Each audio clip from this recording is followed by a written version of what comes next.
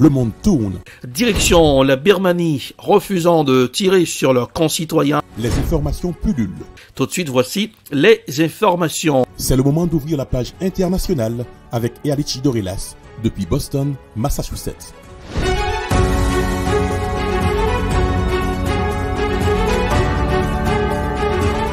Mesdames, Messieurs, bonsoir. Content de vous retrouver aujourd'hui pour cette page internationale au grand journal du 14h depuis la newsroom dans la capitale des grandes universités du monde, Boston, Massachusetts, Erlich Dorelas, pour présenter la page internationale à Jacques Mel pour le grand journal, Chanel François Rubens sur les manœuvres techniques. Bonsoir aux auditeurs de la radio évangélique Hosanna, 102.3 FM à Jacques Mel. Ouvrons cette page internationale en Israël. Une entreprise clandestine israélienne spécialisée dans la manipulation électorale, notamment par les réseaux sociaux, a été recrutée pour influencer des dizaines d'élections dans le monde, particulièrement en Afrique, selon le collectif de journalistes d'investigation Forbidden Stories. Voici un reportage à signer I24 News. Story Killers.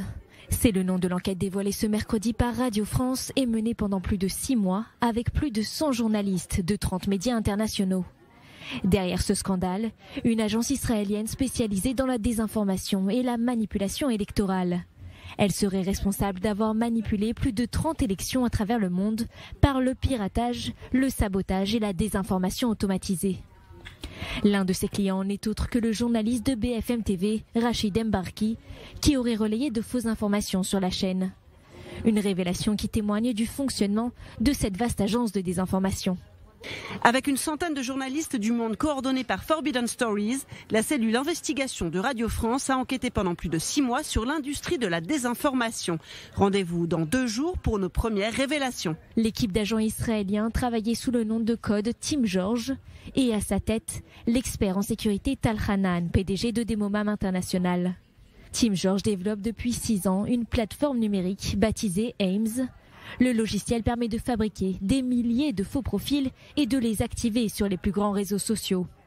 À ce jour, 40 000 profils interagissent de façon totalement autonome grâce à l'intelligence artificielle sur Facebook, Twitter, LinkedIn, Instagram, Gmail ou YouTube. Certains d'entre eux possèdent même des comptes Amazon et des cartes de crédit. La plateforme Ames crée des sites web à partir desquels les faux comptes peuvent diffuser de la désinformation. En quelques heures, les avatars sont activés et viralisent les nouvelles. Dans le cadre d'élections, la Team George a réussi à saboter plusieurs scrutins et a également réussi à obtenir le report d'un scrutin dans un pays africain. On a tout d'abord effectué une recherche et une analyse très profonde sur le pays. Ensuite, il fallait savoir si le résultat du scrutin aurait des répercussions dans d'autres pays, par exemple aux États-Unis ou en Europe, afin d'évaluer ce qu'on pouvait faire pour servir les intérêts de notre client. Prix de l'opération, 6 millions d'euros. La société active ensuite sa plateforme Ames. Elle inonde les réseaux sociaux et relaye des millions de messages politiques par SMS. Elle est également capable de recueillir des renseignements sur les rivaux de ses clients en piratant leurs comptes Gmail et Telegram. Faux comptes, désinformation et manipulation. L'enquête révèle qu'Israël est devenu une plaque tournante du marché mondial de la désinformation.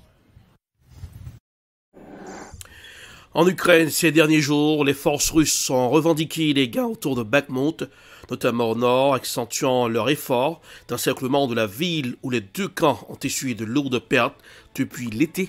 Voici un reportage à signer France 24. À la périphérie de la ville de Vuhledar, ces soldats ukrainiens n'entendent céder aucune parcelle de terrain. Mais en face, à quelques centaines de mètres, la pression des forces russes augmente, comme partout dans le Donbass. Les attaques d'artillerie et de mortiers de l'ennemi ont augmenté.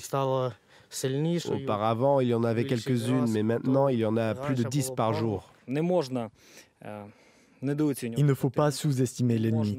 On ne peut ignorer le fait que l'ennemi remporte des succès modestes mais significatifs dans ce qu'on appelle les batailles d'importance locale.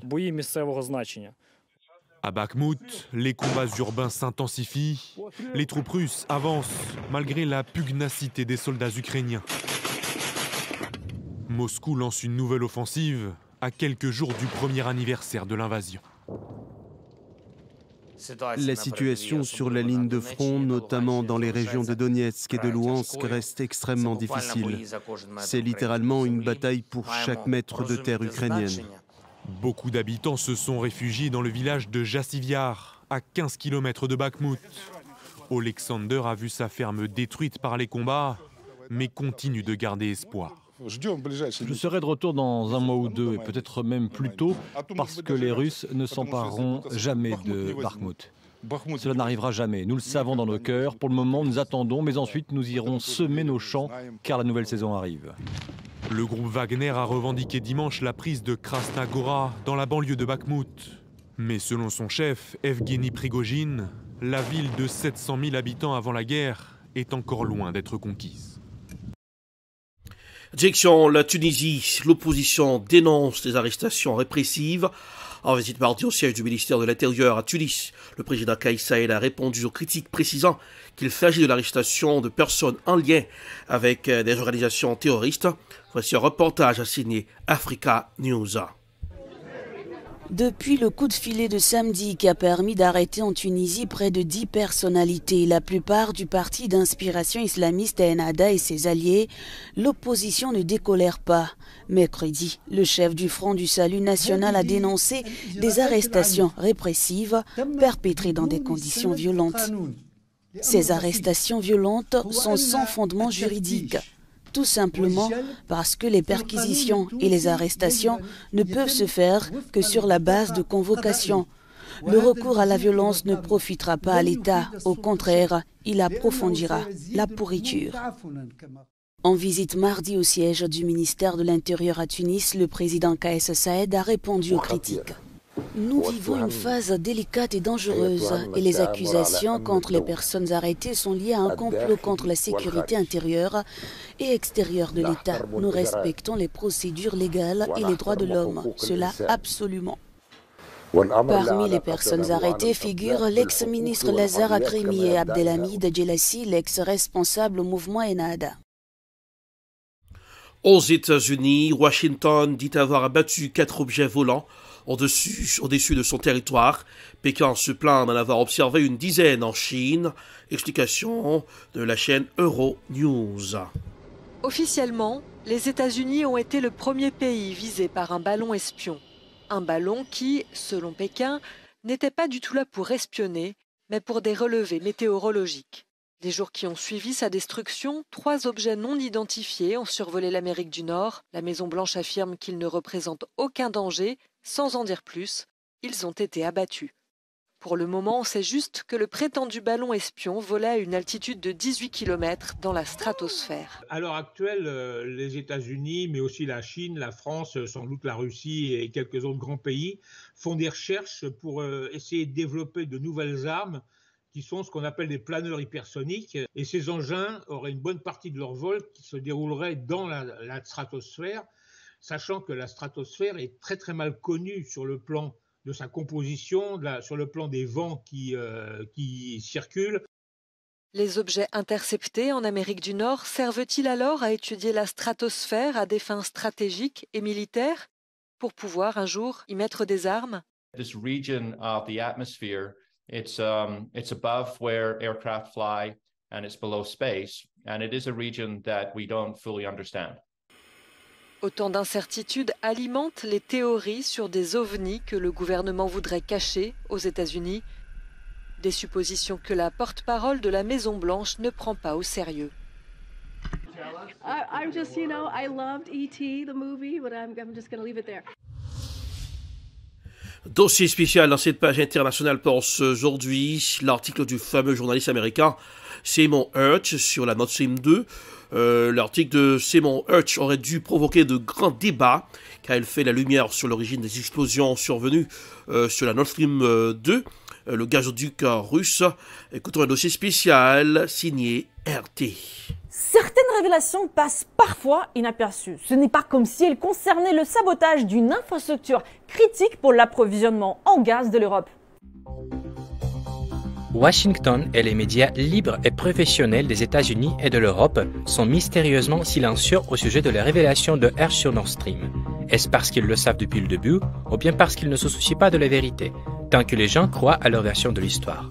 Une révélation qui n'a eu presque aucun écho en Occident. Et pourtant, vous avez un grand reporter américain, lauréat du prix Pulitzer, qui vous explique que les États-Unis sont à l'origine de l'explosion du gazoduc Nord Stream, financé par des capitaux européens. C'est quand même gros comme info, non ? Comment les États-Unis ont détruit le gazoduc Nord Stream? Le New York Times l'a qualifié de mystère, mais les États-Unis ont exécuté une opération maritime clandestine qui a été gardée secrète jusqu'à présent. La source de ces mots, Hersh, s'est d'ailleurs félicité de l'opération, du bel ouvrage en matière de terrorisme industriel, tout en regrettant un peu tout de même qu'elle ait été exécutée.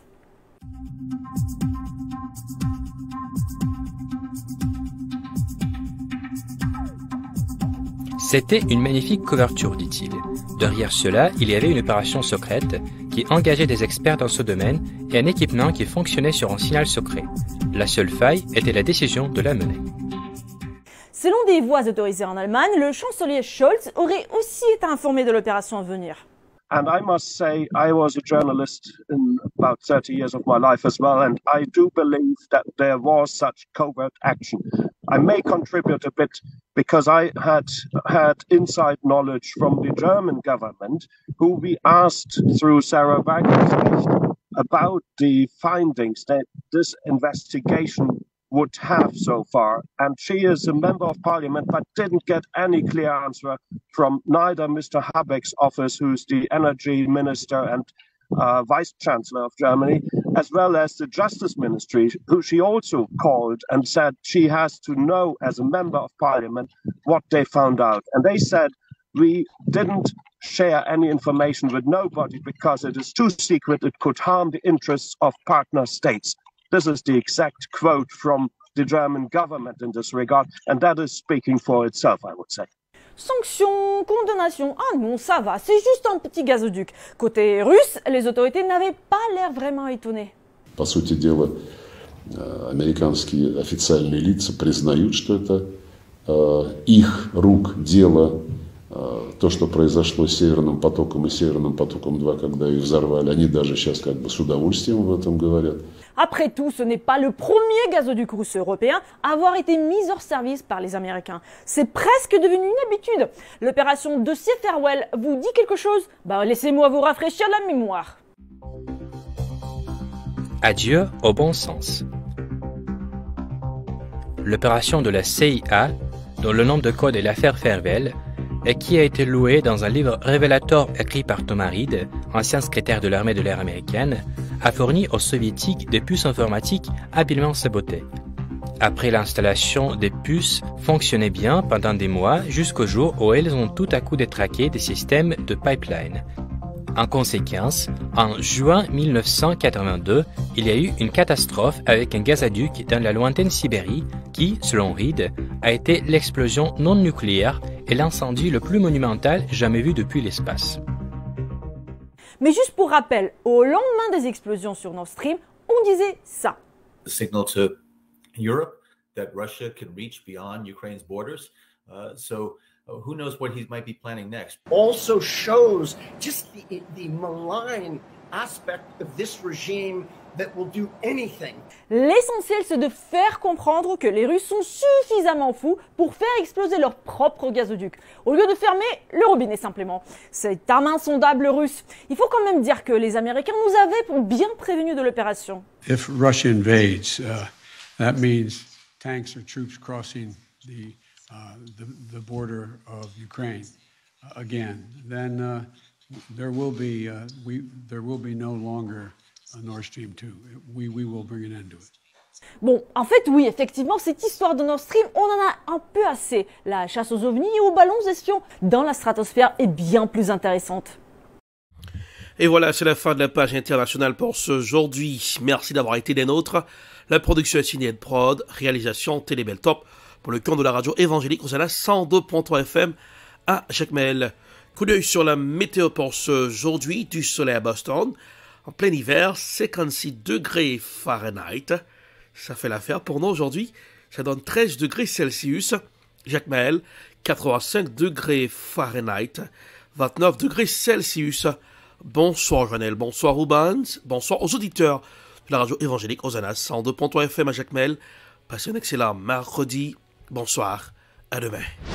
C'était la page internationale avec Erich Dorelas.